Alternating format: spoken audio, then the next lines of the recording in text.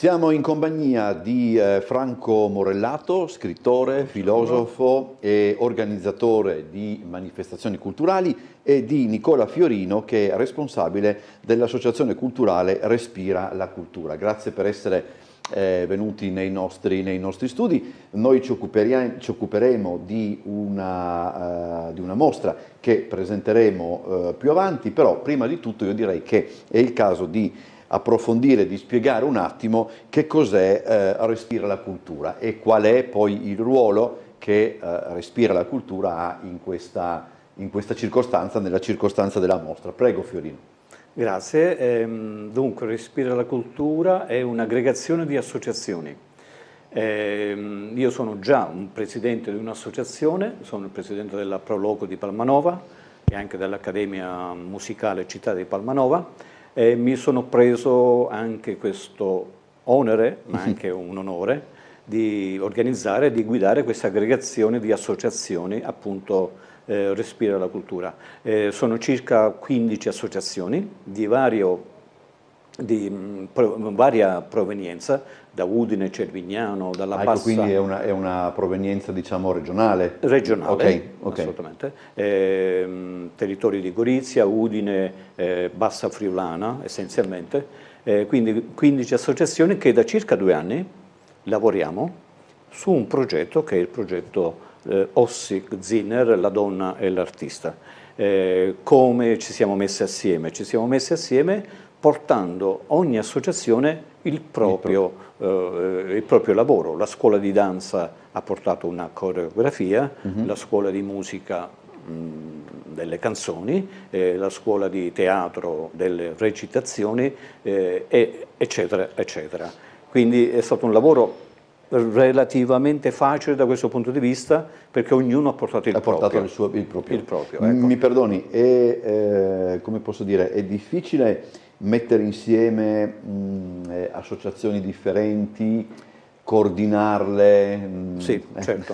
Non è facile, no? Non è facile, questa è stata la sfida più grande, assolutamente. Però credo, adesso modestamente, che ci siamo riusciti, ci stiamo riuscendo, perché sabato saremo nella Sala Luttazzi, in Magazzino 26, a replicare per la 5ª volta lo spettacolo su Ossi-Zinner. Quindi una bella esperienza, un bel lavoro fatto. Abbiamo intenzione di farne ancora qualche altra di questa esperienza nel 2025, per poi cambiare il registro e dedicarci a un altro grande progetto. I nostri progetti sono progetti multidisciplinari, corposi, molto corposi, perché musica, teatro, danza, pittura, lettura, esposizione di opere di Ossi. Insomma, è un lavoro molto complesso che ogni singola associazione da sola non sarebbe riuscita a fare. Ecco.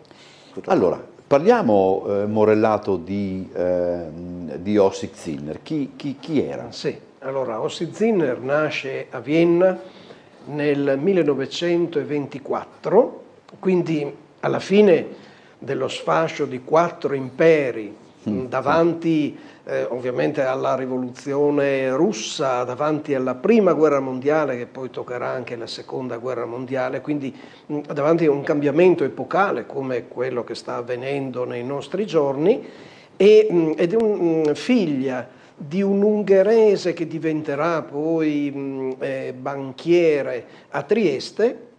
La madre è della nobiltà, appartiene alla nobiltà viennese, arrivano a Trieste in via Besenghi praticamente. Quindi qua vicino a noi in pratica. Sì, esattamente, dalla congregazione delle Suore di Sion, e diventerà con la sorella maestra.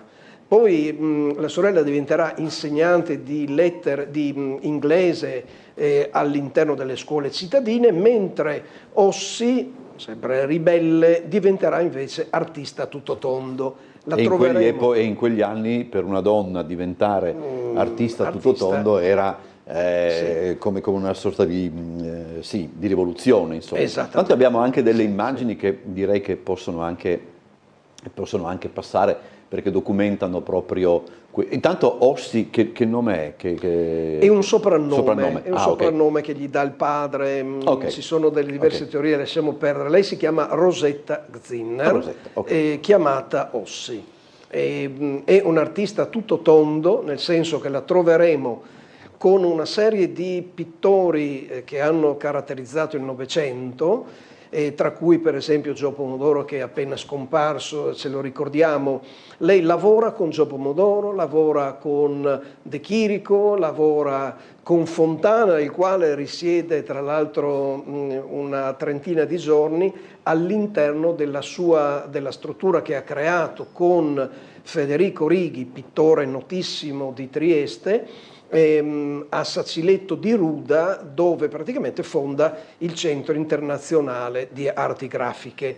Diciamo che lei comincia con lo scultore Mascherini, che Marcello Mascherini evidentemente è un nome molto importante nella nostra realtà regionale, e con Righi, ma poi incontra tutta questa serie di personaggi che porta anche all'interno di questa villa Antonini Belgrado, che io vorrei ricordare perché appartengo a un'associazione che appunto si occupa di aiutare questa villa a ritornare grande come era un'epoca, la villa degli Antonini praticamente, di cui appunto noi abbiamo un libro a cura di Carneluti, Bergamini e Frangipane che trovate praticamente all'interno delle... Prego. Ok, abbiamo visto delle immagini che riguardano che cosa? Lo spettacolo che si andrà, insomma, o parte dello spettacolo e parte anche di altri interventi di Respira la Cultura, se non ho capito. Sono foto che riguardano i 4 eventi trascorsi, Villa Trigatti, il Teatro Modena Palmanova, il Teatro Pasolini a Cervignano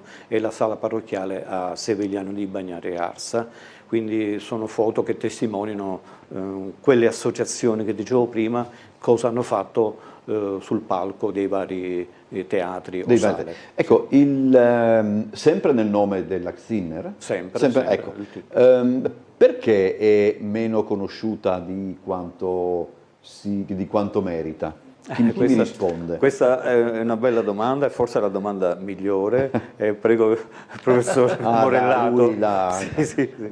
Diciamo che io l'ho studiata molto approfonditamente, i risultati sono nei miei 2 libri praticamente, che danno appunto contezza della situazione. Lei era molto schiva, era una sognatrice, voleva ritornare all'epoca della nobiltà, perché lei con la nobiltà ovviamente aveva le sue prebende, il padre era un importantissimo personaggio dell'impero asburgico, per cui vuole ritornare nel passato, dedica la sua vita all'arte e al recupero della nobiltà, della cultura che avevano i nobili, per cui non si riconosce nelle nuove strutture, nelle nuove politiche che effettivamente la mettono all'angolo.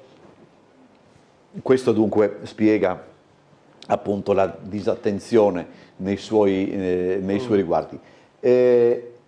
Come siete arrivati voi alla Zinner come Respira la Cultura? Chi vi ha... Sì, anche questa grazie per la domanda molto precisa. Siamo arrivati perché appunto mettendoci assieme 15 associazioni non sapevamo cosa fare, cosa facciamo.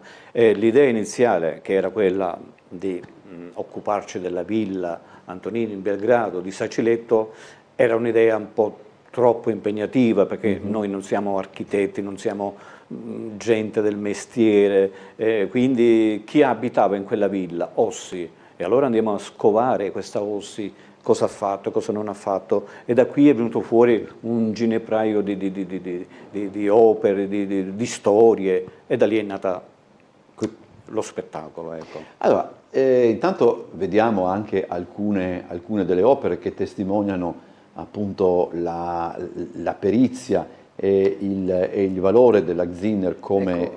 Prego. È passata un'immagine della sala principale della Lauro, e qui abbiamo un giardino di cui lei ovviamente si occupava, ha proposto in tutti gli stati, aveva 5 lingue, conosceva e girava continuamente in tutto il mondo, per cui avevamo piscine a Miami Beach, qui in Europa lei proponeva delle piazze che poi sono state realizzate, lavorava per le navi a stretto contatto con queste persone e non voleva neanche mettere nome. Nell'archivio Mascherini, per esempio, noi non abbiamo i manifesti in quale manca il suo nome, che pure praticamente testimoniato dall'immagine di quella scultura che avete visto nella nave. Era, sto facendo un po' mente locale mentre stiamo parlando, da un punto di vista, allora, diciamo che l'impostazione forse era, diciamo, conservatrice, ma uso questo termine esatto, in maniera sì, forse, perfetto. forse anche impropria, ma comunque l'impostazione era conservatrice, però mi pare di capire che lei comunque percorre cioè compie tutto quel percorso che parecchie artiste anche della nostra zona avevano a loro volta percorso, perché insomma, se vogliamo, certo, anche questa attività, diciamo, di arte applicata che eventualmente lei aveva percorso, la mette abbastanza in una, come posso dire, in una prospettiva, sì, e anche in compagnia, mettiamola così, di parecchi artisti del suo tempo, eccetera. Se c'è questo conservatorismo, diciamo così, di impostazione, chiamiamolo così, sì, da un punto di vista più prettamente artistico, dove va a guardare? Perché abbiamo visto dalle immagini che lì non c'è conservatorismo. Certo, e diciamo che le mode sono sempre così, il volto, la maschera che i vari personaggi si mettono. Se noi parliamo della politica di oggi, ovviamente c'è un mascheramento, proprio perché c'è il bisogno di convincere la massa ad appoggiare la grande politica. Quindi anche lei si struttura nei gruppi diciamo che hanno questa visione progressista, pur avendo appunto questa posizione. Ricordiamoci che qui a Trieste, per esempio, c'è una piazza dedicata a Giotti, Virgilio Giotti, sì, che è un suo amico, un amico intimo. Loro passavano le giornate, praticamente le serate in particolare, nelle osterie qui del Carso, discutendo appunto di pittura e di fisica, e proprio nella fisica noi entreremo con lo spettacolo a ricordare un nome eccellente che è appunto Einstein, perché lei amava disegnare queste idee incredibili che all'epoca ovviamente rimbalzavano nella cultura, e ovviamente nel suo centro, dove aveva parecchi fisici che chiacchieravano con lei e gli raccontavano appunto queste teorie innovative che sembravano in qualche modo portare l'uomo verso mondi molto migliori di quelli che vediamo oggi con le guerre. Questo è un argomento, fra l'altro, che tristemente torna a caratterizzare anche la vita culturale del nostro paese, questa attenzione alle guerre e ai conflitti. Speravamo di essercene liberati, ma insomma. Lei ha accennato, ci abbiamo verso la conclusione, lei ha accennato a un ulteriore progetto che riguarda Respira la cultura. Adesso io non vorrei farle scoprire troppe carte, certo, perché poi io, essendo anche molto, come dire, scaramantico, eccetera, quindi può anche non rispondermi. Verso chi vi dirigerete come prossimo progetto? È un'idea appena abbozzata, dove diciamo, la maggioranza di queste associazioni, alla domanda cosa faremo domani, probabilmente ci dedicheremo al disagio mentale, diciamo. Ecco. Quindi è un tema molto sentito tra i giovani soprattutto. E quindi anche difficile, ma lì abbiamo tempo per impegnarci e produrre uno spettacolo che sia all'altezza di questo. Tra l'altro, come posso dire, sublimare non è esatto, ma comunque tradurre in spettacolo la vita di un artista o anche determinati fermenti, eccetera, credo sia abbastanza curioso e alla fine ripaga. Certo. la sceneggiatura che io ho creato per questo spettacolo mette in campo in maniera molto semplice le idee che sono tipiche della pittrice. Come dice Nicola Fiorino, effettivamente noi che abbiamo una certa età, una certa cultura, dobbiamo occuparsi di giovani, cioè i nostri giovani praticamente, dove andranno a finire, che cosa piace ai giovani e quali problemi hanno, troveranno questi sono i temi. Questo è un argomento interessantissimo e pieno di... cambia molto effettivamente, anche una decina d'anni di differenza determinano due personalità completamente diverse. Io do ancora l'appuntamento che non l'abbiamo soltanto accennato, è per dopodomani, per sabato, no? Sabato alle 20:30 nella sala Luttazzi del magazzino 26 all'interno delle manifestazioni, una luce sempre viva della sala Luttazzi, Ossi Zinner, la donna e l'artista, serata a teatro con le sue arti. Io ringrazio Franco Morellato che è l'organizzatore del tutto e Nicola Fiorino che è il responsabile dell'associazione Respira la Cultura che è alla base poi di questa operazione. Buon lavoro ad entrambi e grazie per essere stati con noi. Grazie tanto.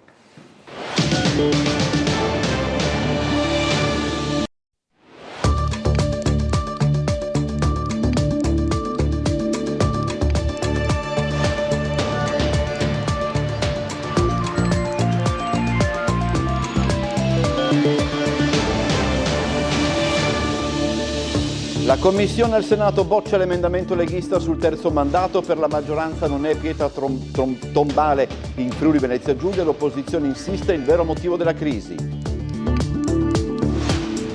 Uomo visto con un cacciavite conficcato sul petto al nono Topolino di Barcola, la segnalazione mercoledì sera, sul posto i carabinieri che hanno appurato una lite fra due gruppi.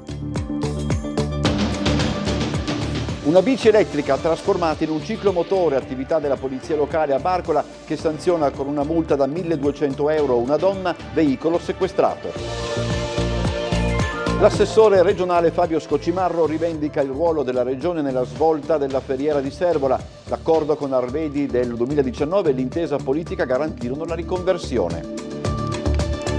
Allerta meteo gialla diramata dalla Protezione Civile regionale per temporali nella notte e possibili allagamenti e vento forte. Attenzione alla caduta di rami e oggetti pericolanti.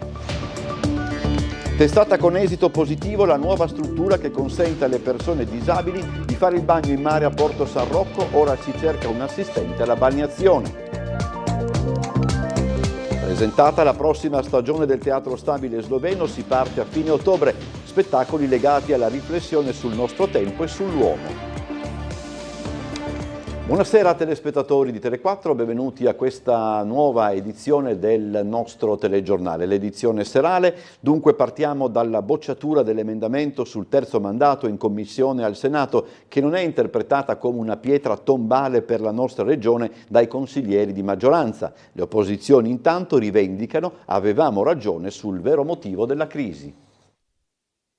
Bocciato l'emendamento leghista sul terzo mandato dei governatori in Commissione Affari Costituzionali al Senato, un tema che infiamma il dibattito anche in Friuli Venezia Giulia, indicato come il vero casus belli da parte dell'opposizione, negato invece dalla maggioranza che dopo la crisi sembra ricompattata sulla mozione presentata ieri in aula. È una vicenda particolarissima che non mette una pietra tombale sul terzo mandato. C'è stato un emendamento improvviso da parte del partito della Lega.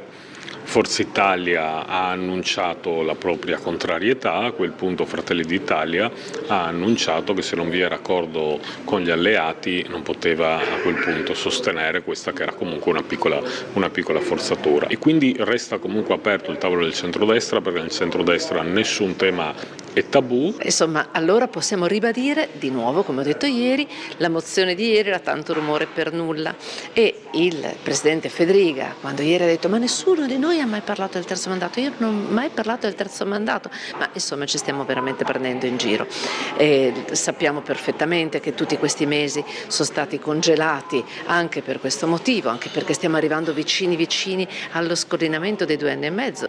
Noi abbiamo sempre posto questo problema perché siamo per la libertà di scelta, per la libertà di scelta dei cittadini, cioè i cittadini devono poter scegliere, devono poter anche scegliere e magari confermare se lo vogliono o meno, anche senza scelta al ribasso. Dopodiché credo che il dibattito e il ragionamento con le forze politiche può essere ancora aperto, e voglio ricordare che noi possiamo, come Regione a Statuto Speciale, aspettare la sentenza della Corte Costituzionale sul Trentino.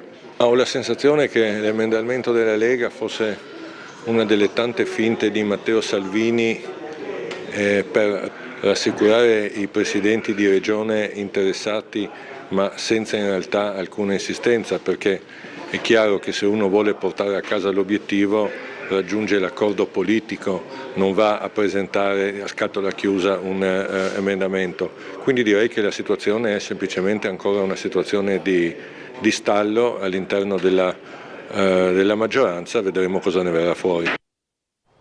E nelle more della seduta del Consiglio regionale, Massimiliano Fedriga, in qualità di Presidente della Conferenza Stato-Regioni, è intervenuto sul rinvio del voto ad aprile 2026 in alcune regioni chiamate ad eleggere i nuovi vertici, secondo alcuni necessario perché esse riescano a portare avanti alcuni progetti senza che questi subiscano rallentamenti o debbano addirittura fermarsi. Una questione che, Fedriga lo ha ribadito, nulla ha a che fare col terzo mandato. Non possiamo permettere che alcune regioni, che 5 regioni, ogni 5 anni andranno in bilancio provvisorio. È un problema che è necessario affrontare e devo ridire che istituzionalmente Regione Campania l'ha tirato fuori. Ho letto alcune agenzie dove collegano questa cosa al terzo mandato, che non c'entra nulla. Non è stato mai accennato alla questione del terzo mandato in conferenza delle regioni, nella seduta di oggi, neanche sfiorato, è un tema totalmente diverso. Ormai mi sembra che ci sia una parte politica che vede il fantasma del terzo mandato qualsiasi cosa si faccia. Quando sono in aula e parliamo dell'integrazione del programma di governo non c'è una parola sul terzo mandato, l'opposizione parla solo di terzo mandato. Oggi discutiamo in conferenza delle regioni sul problema dei bilanci delle regioni che devono essere approvati e viene fuori il terzo mandato quando si è mai accennato. Direi di stare tranquilli, c'è qualcuno che vive con l'incubo del terzo mandato, la vita esiste anche oltre il terzo mandato e quindi veramente vedere dichiarazioni di questo tipo che viene strumentalizzata qualsiasi cosa è complicatissimo lavorare in questo modo nell'interesse delle istituzioni. Vediamo gli ospiti di Ring questa sera a partire dalle 21:10, Serena Pellegrino di AVS, Stefano Mazzolini di Lista Fedriga, Igor Treleani di Fratelli d'Italia e Massimiliano Pozzo del PD. Il sondaggio: dalla crisi alla mozione, ora la giunta Fedriga è più forte o più debole, 0422 16 26 691 se pensate sia più forte, 0422 16 26 690 se pensate sia più debole. Spazio anche al caso Resinovic con Gianluca Paladini, Giampaolo Sarti e Nicolò Giraldi, a partire dalle 21:10 circa. Cronaca adesso, momenti di tensione a Barcola. Un uomo è stato visto con un cacciavite conficcato nel petto mentre si allontanava in auto dopo una lite. Chissà se si può guidare in queste condizioni. Sul posto Carabinieri e 118 e indagini in corso. Una scena inquietante quella segnalata nella serata di mercoledì 25 giugno sul lungomare di Barcola. Un uomo, descritto come probabilmente di origine medio orientale, è stato visto con un cacciavite conficcato nel petto nei pressi del Nono Topolino. Nonostante la ferita, l'uomo si sarebbe allontanato rapidamente a bordo di un'utilitaria insieme ad altre 3 persone. La segnalazione è partita da un passante che ha allertato immediatamente le forze dell'ordine. Sul posto sono intervenuti i carabinieri del radiomobile di Eurisini e della stazione di Miramare, oltre a un'ambulanza del 118. All'arrivo dei soccorsi alcune persone risultate presumibilmente coinvolte nella lite erano ancora presenti sul posto. Una di loro ha riportato una ferita lieve compatibile con un'aggressione. I sanitari hanno contattato il pronto soccorso degli ospedali di Cattinare e Monfalcone per verificare l'eventuale arrivo del soggetto ferito più gravemente. Nel frattempo i militari hanno raccolto testimonianze tra i presenti, i quali parlavano di una lite scoppiata per futili motivi, negando però l'uso di armi improprie come un cacciavite. Sull'episodio indaga ora la magistratura. Il pubblico ministero di turno è stato informato, così come il personale dirigenziale dell'Arma. Al momento non risultano arresti, ma l'identificazione del ferito e il chiarimento della dinamica restano al centro dell'attenzione investigativa. Un cittadino rumeno di 35 anni, ricercato per vari reati, è stato arrestato dai carabinieri a Monrupino durante un controllo notturno al confine. L'uomo, su cui pendeva un ordine di carcerazione emesso dalla Procura di Genova, è stato portato al carcere del Coroneo. Un cittadino rumeno di 35 anni, destinatario di un ordine di carcerazione, è stato arrestato dai carabinieri durante un controllo notturno a Monrupino, nei pressi del confine. L'uomo, che viaggiava a bordo di un'auto in ingresso sul territorio nazionale, è stato fermato dai militari della stazione di Villa Opicina nell'ambito dei controlli stradali disposti dal comando provinciale di Trieste. Dagli accertamenti è emerso che sul suo conto pendeva un provvedimento emesso dalla Procura della Repubblica di Genova. Deve scontare 1 anno, 1 mese e 13 giorni di carcere per reati commessi tra il 2008 e il 2019, tra cui furto, guida in stato di ebbrezza e detenzione di sostanze stupefacenti. Al termine delle verifiche, l'uomo è stato accompagnato alla casa circondariale di Trieste per l'esecuzione della pena. I controlli lungo le principali arterie della provincia e nelle aree di confine continueranno anche nei prossimi giorni per garantire la sicurezza del territorio. Sfrecciava a 40 all'ora senza pedalare, ma non era una bici. Fermata a Barcola dalla polizia locale una e-bike modificata, scatta dunque una multa da 1.200 euro e il sequestro del mezzo. Sfrecciava nel lungomare di Barcola a 40 km/h senza nemmeno toccare i pedali, un comportamento anomalo che non è sfuggito a una pattuglia del reparto motorizzato della Polizia Locale di Trieste in servizio sabato mattina 21 giugno. L'attenzione degli agenti è stata attirata da una bicicletta elettrica che per oltre 1 chilometro procedeva a velocità sostenuta in modo completamente autonomo, senza alcuno sforzo da parte del conducente. Il controllo ha fatto presto chiarezza, si trattava di un mezzo truccato e non conforme alle caratteristiche previste dal codice della strada per i velocipedi a pedalata assistita. Secondo l'articolo 50 del codice, infatti, le e-bike devono essere dotate di un motore elettrico ausiliario con potenza massima di 0,25 kW che si disattiva al superamento dei 25 km/h o quando il ciclista smette di pedalare. È ammessa la presenza di un pulsante per la partenza assistita, ma solo fino a una velocità di 6 km/h. Nel caso specifico la bicicletta era invece dotata di un acceleratore di velocità sulla manopola, non si fermava al raggiungimento dei 25 km/h e viaggiava autonomamente ben oltre i limiti imposti dalla legge. In altre parole, si trattava a tutti gli effetti di un ciclomotore mascherato da bici elettrica. Il risultato è stata una sanzione salata, quasi 1.200 euro di multa, fermo amministrativo e sequestro del mezzo, in base agli articoli 97 e 50 del codice della strada. La conducente inoltre avrebbe dovuto indossare il casco e circolare con assicurazione, targa e certificato di circolazione. La polizia locale coglie l'occasione per lanciare un monito ai cittadini, prestare la massima attenzione nell'acquisto di biciclette elettriche e verificarne attentamente le caratteristiche tecniche. La sicurezza sulle strade dipende anche dal rispetto delle regole e dalla consapevolezza dei rischi connessi a un uso scorretto di questi mezzi. L'assessore regionale Fabio Scocimarro rivendica il ruolo della Regione nella svolta per quanto concerne la Ferriera di Servola. L'accordo con Arvedi del 2019 e l'intesa politica garantirono la riconversione, un successo condiviso non di pochi.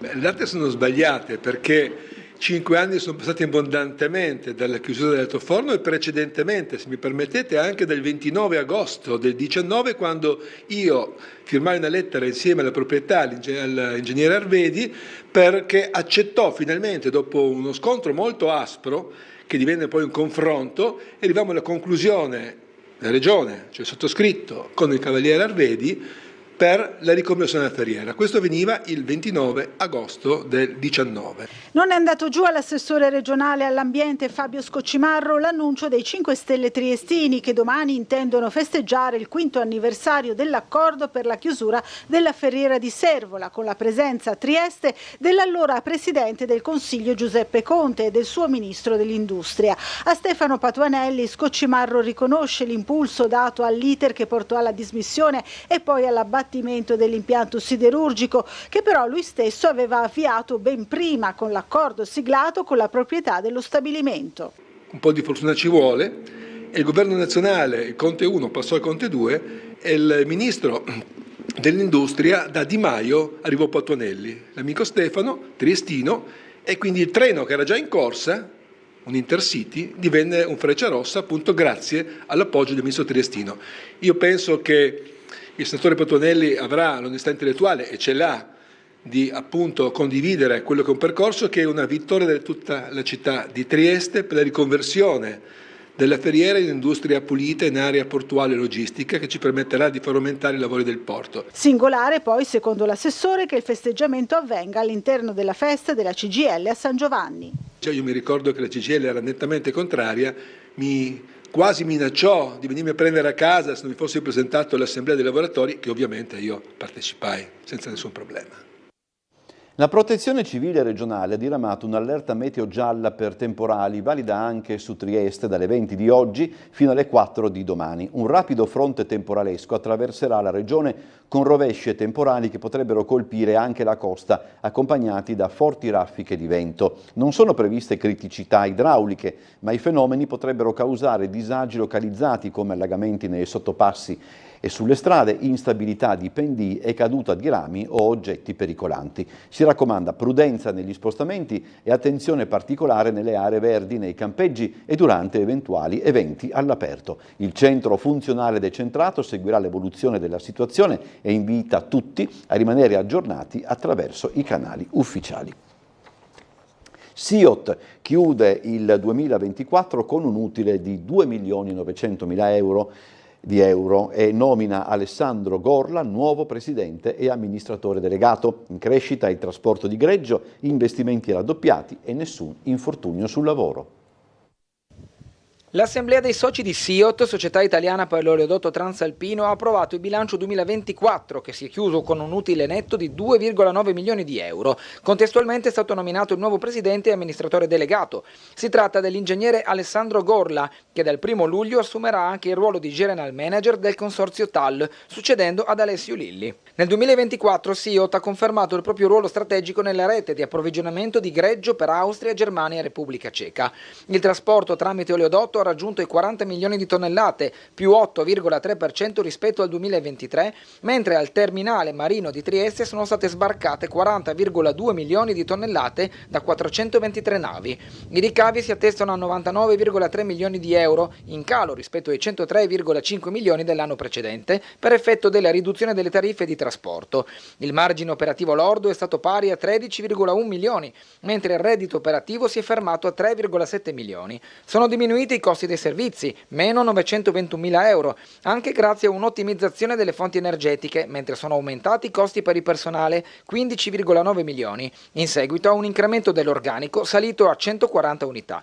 Nel corso dell'anno SIOT ha investito 45,8 milioni di euro in immobilizzazioni materiali, più del doppio rispetto al 2023. Tra i principali interventi figurano il rifacimento del terminale marino, la manutenzione straordinaria dei serbatoi e il progetto TAL Plus, che porterà la capacità dell'oleodotto a 7.500 metri cubi ora. Nessun infortunio è stato registrato durante l'anno. Nonostante le tensioni geopolitiche internazionali, l'impatto sul traffico verso il terminale marino è stato contenuto. Sul piano macroeconomico, SIOT ha dovuto confrontarsi con il calo del PIL tedesco, meno 0,2%, principale mercato di riferimento. Ci fermiamo per la pubblicità, quando ritorneremo abbiamo ancora parecchi servizi da farvi vedere, per cui rimanete in nostra compagnia.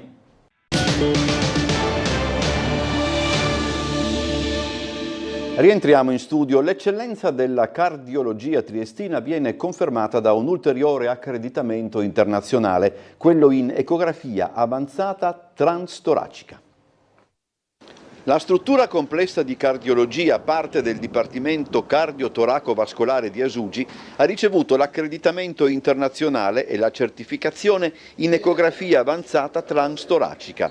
Il risultato costituisce un prestigioso riconoscimento per la struttura diretta dal professor Gianfranco Sinagra ed è stato raggiunto in base alle competenze, ai volumi di attività, all'organizzazione, alle tecnologie.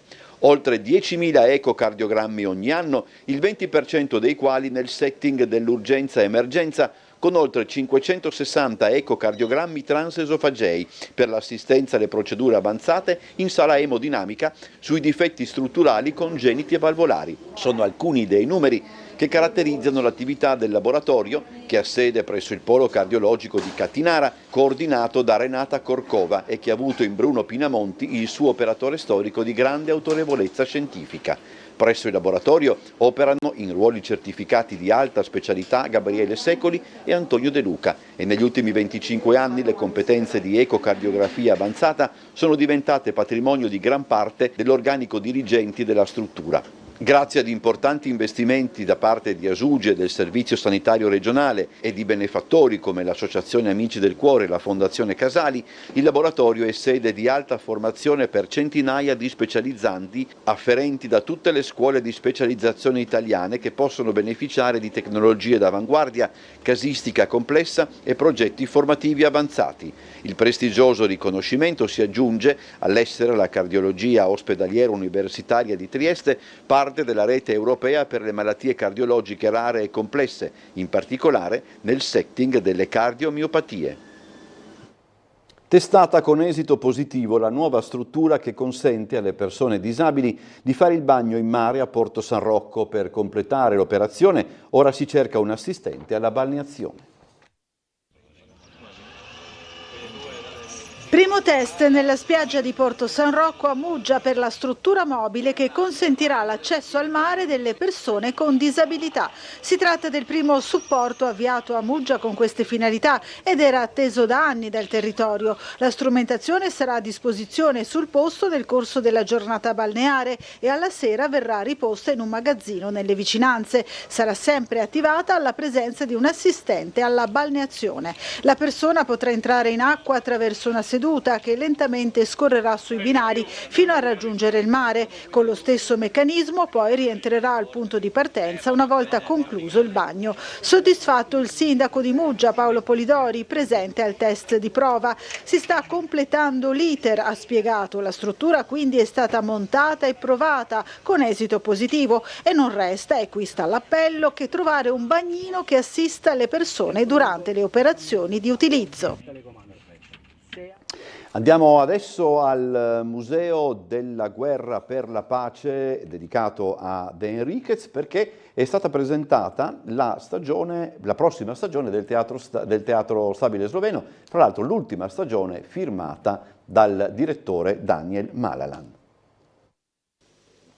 La cornice inusuale del Museo della Guerra per la Pace ha ospitato stamani la presentazione della stagione 2025-2026 del Teatro Stabile Sloveno, una scelta in linea con lo slogan della stagione Anime inquiete, cioè che il tema della guerra, sia esso affrontato direttamente, sia esso affrontato sotto forma di metafora, è presente assai nel cartellone. Le produzioni e alcuni contenuti della stagione purtroppo parleranno anche di questa tematica che ci affligge giornalmente a livello di notizie, di informazioni e così via. Credo che questo programma, che è artisticamente molto vasto, è pieno di diversità, perché ci saranno artisti non solo locali ma anche europei, e quindi ci sarà questo filo conduttore dell'inquietudine di questo periodo. 6 sono gli appuntamenti che compongono l'abbonamento base. Si parte il 31 ottobre con La Bottega del Caffè di Goldoni. Seguono testi di Cyril Kozmak, Ariel Dorfman, Derek Benfield, Oton Zupancic, per chiudersi con un omaggio a Sretko Kosovel. un'estrema varietà di storie e personaggi, ovvero le anime del titolo della stagione. Tutti gli esseri umani, tutti gli esseri viventi, comunque abbiamo un'anima che in un certo senso ci porta avanti, ma anche ci dà delle sofferenze, ci dà delle soddisfazioni nella vita, quindi anime che poi sono presenti anche, logicamente sono molto forti tante volte anche come personaggi teatrali, quindi anche questo sicuramente è un filo rosso che ci porterà avanti per tutta la stagione. Il cartellone è completato dai programmi a scelta, dalle proposte pomeridiane e dall'abbonamento per famiglie. Si aggiungono anche 2 eventi a Gorizia. Questo fra l'altro è l'ultimo cartellone che vede la firma di Daniel Malalan quale direttore artistico dello stabile sloveno. A breve verrà pubblicato un bando di selezione non vincolante per un nuovo direttore e speriamo di trovare qualcuno che sia quantomeno all'altezza dell'attuale direttore, al quale porgo i miei più cordiali auguri per un futuro professionale più roseo possibile e sperando che le nostre strade si possano reincrociare in futuro. Un'ultima ora dell'ANSA, il Ministero degli Esteri di Lubiana ha protestato per alcune svastiche apparse a Trieste sull'edificio che ospita centri di istruzione della comunità slovena. Diffondere intolleranza e odio utilizzando simboli nazifascisti è inaccettabile e lesivo della convivenza instaurata in un ambiente etnicamente misto, ha osservato il Ministero in un post. Viene espressamente resa forte indignazione per lo sfregio avvenuto sulla facciata esterna del complesso delle scuole slovene a Trieste nel quartiere di San Giovanni, dove ieri sera ignoti hanno disegnato delle svastiche con vernice nera. Slovenia e Italia sono legate da numerosi progetti comuni, dialogo amichevole e rispetto reciproco e in quest'ottica ci aspettiamo che le autorità competenti condannino l'atto vandalico e ne rintraccino gli autori, si legge ancora nel messaggio. La Triestina sembra aver rotto gli indugi dopo alcuni giorni di stallo. Giorgio Gorgone, salvo sorprese in extremis, nella giornata di domani diventerà il nuovo allenatore alabardato. Le parti dovrebbero aver raggiunto un accordo di massima dopo gli ultimi contatti nella giornata odierna fra l'ex centrocampista dell'Unione e il direttore sportivo dell'Icarri. Sarà dunque l'ex allenatore della Lucchese a succedere ad Attilio Tesser. C'è poi anche da registrare un ritorno in famiglia per la pallamano Trieste 1970 che annuncia l'ingaggio di Pietro Loduca per la stagione 2025-2026 in Serie A Gold. Alla destra, classe 2007, cresciuto nel vivaio triestino, reduce da 2 stagioni al Campus Italia, Loduca è nipote dello storico prof e figlio di Marco, entrambi legati a doppio filo alla storia della pallamano cittadina. Nell'ultima annata ha segnato 58 reti, ora si prepara a indossare con orgoglio la maglia della sua città. Nel 60° anniversario di matrimonio, festeggiato oggi insieme a famiglia e amici, una coppia triestina si racconta ai nostri microfoni. Tanti auguri a Luciano e Mirella, auguri di matrimonio. La nostra vita è sempre in movimento perché ci vogliamo bene e questo è importante. Il movimento ci deve essere, ragazzi, proprio dell'amore, della fraternità, dell'accoglienza. Lei è Mirella Laurenti, ex corista del Verdi. Lui Luciano Roversi, anche lui impegnato nel coro della chiesa di Via Rossetti, pittore e appassionato di montagna. Entrambi triestini sono sposati da 60 anni. È stata un'emozione oggi ricordare quel giorno perché faceva un caldo come oggi, me lo ricordo. Eravamo pronti per andare subito in montagna. Abbiamo sofferto veramente molto caldo, comunque è stato bellissimo perché abbiamo avuto sempre i parenti vicino, grandi feste, insomma.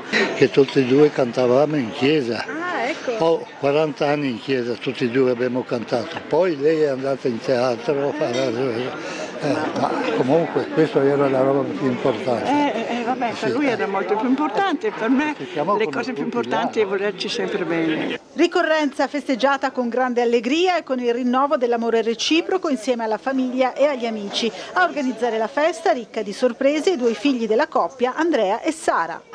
Guarda, la cosa fantastica è l'amore che ci hanno trasmesso in tutti questi anni e ci hanno dato dei grandi insegnamenti per proseguire su un cammino veramente di gioia e di serenità. Loro proseguono il loro cammino da tutti questi anni, si sono trovati, si sono conosciuti, hanno tratto il meglio, a volte anche il peggio dell'altro, ma non hanno mai mollato. Il Collegio del Mondo Unito dell'Adriatico di Trieste ha lanciato un appello attraverso i social dell'istituto per aiutare le ricerche di un ex alunno, Makar Malinowski, che ha frequentato la scuola dal 2008 al 2010 e che risulta scomparso in Thailandia dal novembre del 2024. Chiediamo il vostro supporto alla ricerca di Makar, che è stato sentito per l'ultima volta il 14 novembre del 2024. Appunto, l'ultima posizione conosciuta è nei pressi di Bangkok. Stava viaggiando attraverso la Cina, esibendosi prima di arrivare in Thailandia, perché il Makar Malinowski è un musicista. È tutto, ci vediamo alle 21:10 circa, c'è l'appuntamento di Ring, l'abbiamo già annunciato, poi domani alle 7 torna Sveglia Trieste, gli ospiti saranno Maria Luisa Paglia, segretario provinciale del Partito Democratico, e Giorgio Cecco di Idea Civica Giuliana. Buon proseguimento di serata, arrivederci.